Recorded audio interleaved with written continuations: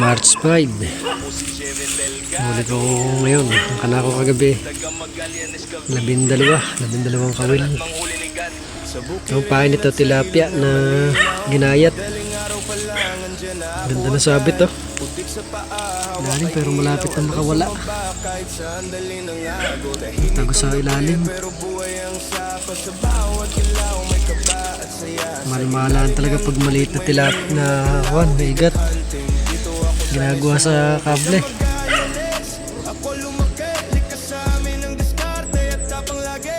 Ito meron din.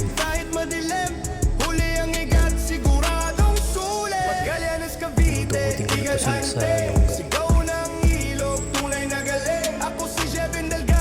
Kaya ito ang igat eh.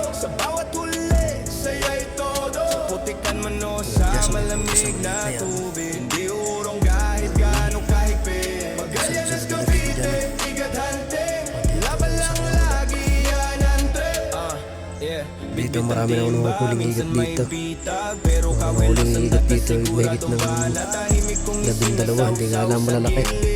Mga malaki yung braso lang. Hindi nauubusan ng igat itong pwestong ito. Itong bato ito eh. Tapos yung mga lungga tagusan ng doon. Ito meron ito. Hindi ko mabibidyo agad.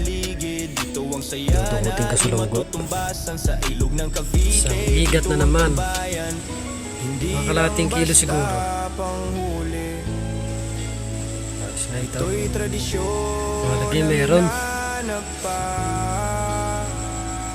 Sarap dito sa sampalukan. Dalawa sana eh, isa nakawala. Hindi ako sa lungga kanina. Hindi naman siguro hindi maganda sabit. Pumulupot sa ugat ng kalamanay. Yung pinahin ko dito, ginayat ng tilapia.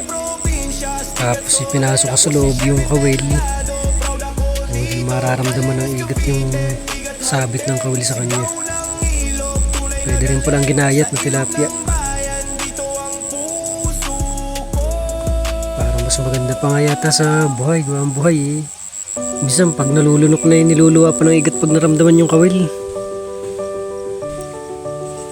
Pero pagka yung ginayat, nasa loob yung kawil, yung wala talaga nakalabas na tilos ng kawil, nilulunok nila.